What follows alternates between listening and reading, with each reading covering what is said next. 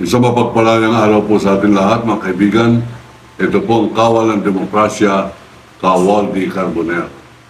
Noong isang araw, tinawagan ko po ang aking kaibigan na kapatid ng nasira kong partner at kaibigan na si Percy Lapid, si Roy Mabasa. At kami po ay nagkausap.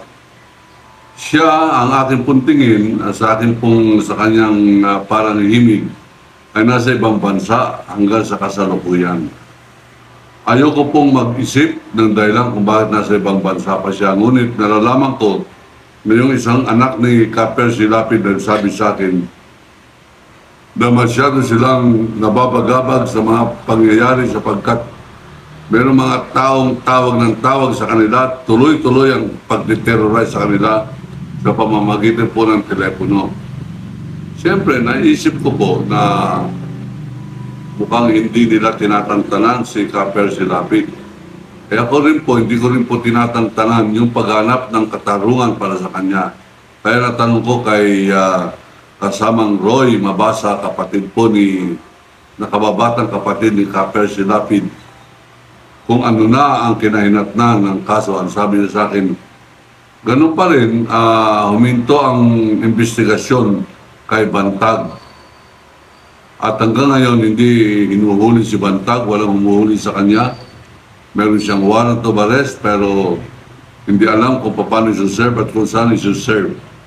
Yun lamang po. At yun po ang amin pong mga iba pa na pag-usapan ay off the record na po. Ganun pa man, nais ko pong ibunyag ang off the record na usapan namin ni Percy Lapid bago po siya namatay. Ang sabi niya po sa akin, sapagkat noong po ay hinuli ng mga Caloocan Police, PNP, sa warrant of arrest ng cyber libel, 7 counts po yung demanda sa akin ng alkalde ng Pendeg, Ilocos Norte, at ang hearing sa Pendeg, Ilocos Norte pa.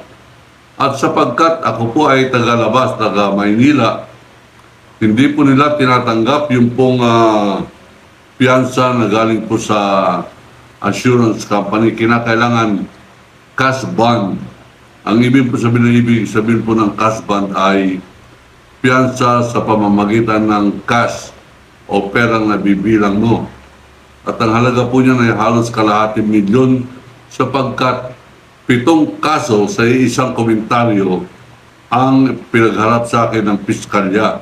At hindi rin po ako nabigyan ng pagkakataon para magpaliwanag sa piskalya na wala naman po ako intensyon na masama, walang malisya, kundi kasama lamang po yan sa aking trabaho bilang isang veterano at professional na journalist at bilang Pangulo ng Anti-Graft League of the Philippines. Ganun pa man, tinawagan po ako ni Percy Lapid habang ako po ay nakakulong at nagkausap po kami at pagkatapos po niyan ay nagkakakumusta na kami paglabas ko mula po sa ospital sapagkat ako po ay na ospital habang ako po ay nakakulong sa Caloocan CIDG jail, mga kaibigan, na ospital po ako. At pagkalabas ko po ng ospital, nagkausap po kami ni Percy Lapid. At ito po ang kanyang sinabi sa akin. Sa mga kontak ko sa Malacanang, sa kampo ni Duterte, alam mo naman, kawali, tayo mga media man ay kinakailangan may contact sa mga source of news. Ayon sa aking contact, hindi titigil ang kampo ni Duterte hanggang hindi nila naiupo si Sara. Ang sabi ko, si Bongbong naman ang kanilang kandidato at saka si Sara ang vice. Kasama yan sa disenyo. Papakandidatuin nila at papapanalunin si Bongbong na mayroong maraming bahid ng pagdududa. Pagkatapos magkakampanya sila na ito ay bagsak, magkakaroon ng people power, magkukodita, at ang magiging Pangulo ay si Sara Duterte para sa ganun. Pag lumabas ang ICC warrant, well-protected o protektado at masyadong maraming proteksyon ang ibibigay ng gobyerno laban sa ICC para sa kapakanan ni Duterte. Matapos po mga ilang araw, namatay po si Percy Lapid. Pinatay si Percy Lapid.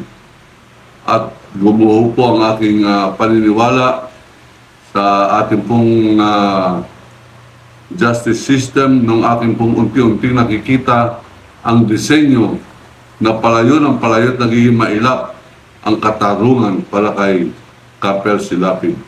At ito nga sa pag-uusap namin ni kasamang Roy, at sinabi niyang hanggang ngayon wala pang katarungan ang pagkapatay ng kanyang kapatid.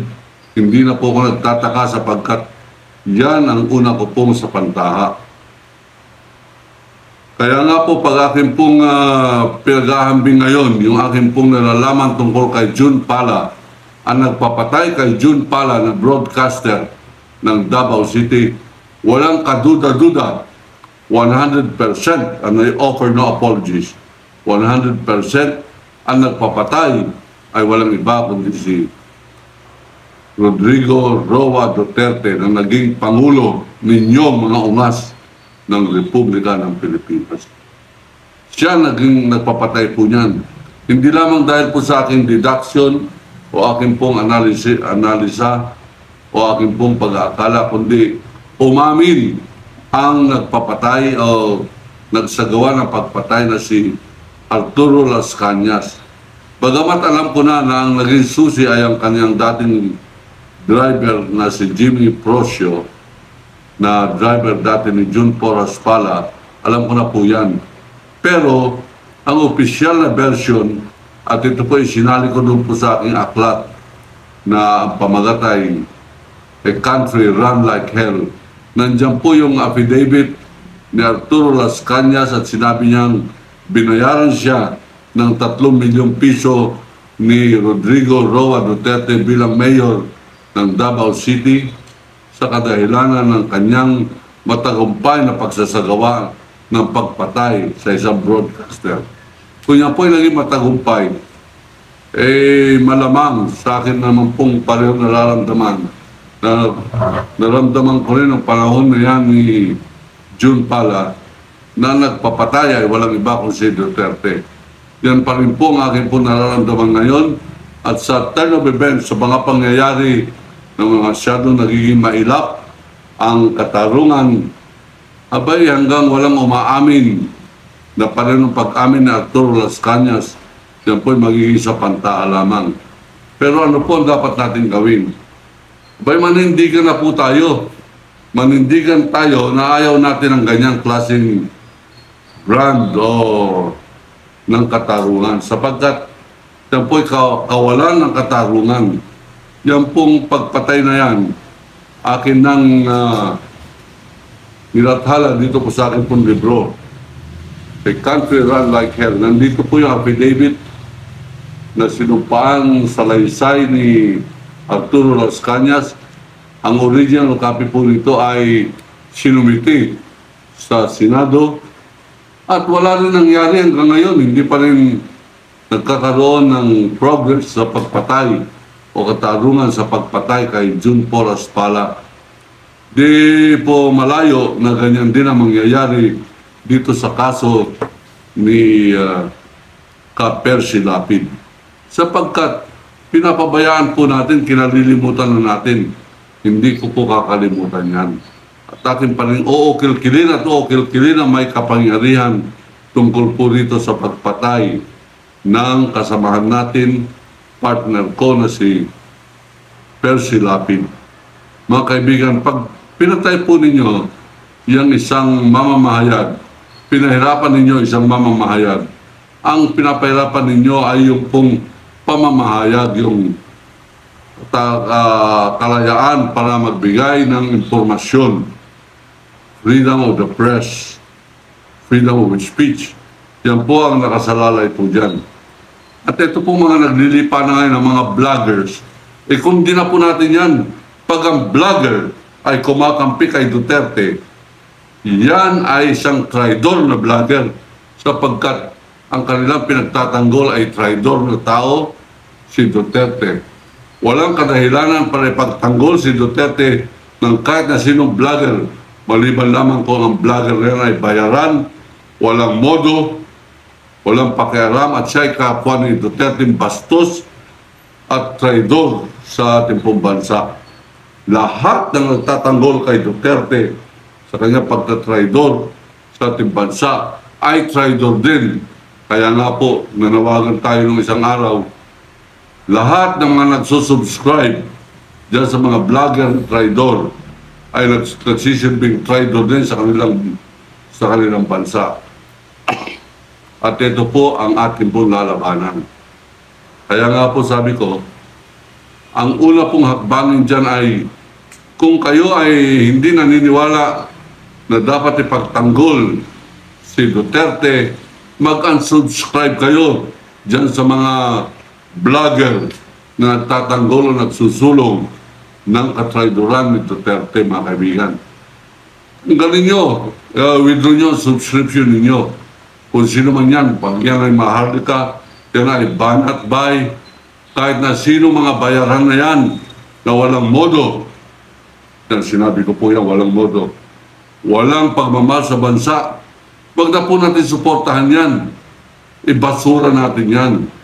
Yan ang sinabi ni Duterte na dapat ibasura ang Permanent Court of Arbitration at sasabing panalo ang Pilipinas sa China. Kinakampihan ni Duterte, mga kaibigan, ang China sa usapin ng soberenya ng ating bansa. At ito po ang kailangan po nating ituwid. At ngayon, mga kaibigan, sapagkat ako po ay nagkakaroon ngayon ng preparasyon para sa isang pambansang koalisyon kontra China, lahat po ng aking mga subscriber ay akin pong papangasan na sabihin lahat sila ay sumusuporta sa aking panukalang dapat nang iparamdam sa China na tayo ay hindi nila kaibigan. Ngayon, pag ayaw po ninyo mabilang dyan, mag-unsubscribe po kayo sa Kawal ng Demokrasya, Waldy Carbonell. Wag po kayo mapapabilang sa akin, di mag-unsubscribe kayo. Kinakailangan manindigan na po tayo. Manindigan kayo para kay Duterte o manindigan po kayo para kay Marcos o para kay Carbonell. Yan po ang ating pong katayuan ngayon. Yan po ang ating pinakikipaglaban. Hoy Pilipino, manindigan ka naman. Manindigan ka sa tama. Huwag ka manindigan doon sa nagmumura sa presidente ng Amerika. Hindi niya kaya murahin ang sumasakop sa atin na presidente ng China na minumura pati Pope, Papa ng mga Katoliko, minumura pati Diyos. Sinusuportahan pa rin ng mga irresponsible na vloggers na ito. Ito mga nakuha lamang ng teknik sa pagsasalita sa kanilang cellphone, vlogger na. Huwag na po kayo mag-subscribe dyan. At kung hindi po kayo naniniwala sa akin, huwag din po kayo mag-subscribe sa akin. Tanggalin na po ninyo. Hindi bali ng 51,000 lamang ang ating po subscriber. Pag yan naman ay lahat nagmamahal sa bansa, mas mabuti na yan kaysa yun sa mga 300,000 nagtatraidor sa bansa, mga kaibigan, sa kanilang pamamagitan ng kanilang pag-subscribe sa malisyoso at nagpapagamit na bayarang mga vlogger. Yan po ang aking pong paninindigan, yan po ang aking pong mensahe sa episode na ito. Ako po si Waldy Carbonell ang sasabing, iniibig ko ang Pilipinas. Allahu Akbar. Ang ibig sabihin lamang po ng Allahu Akbar ay dakila ang Diyos. Yan po ay Arabic word lamang. Mabuhay ang Pilipinas.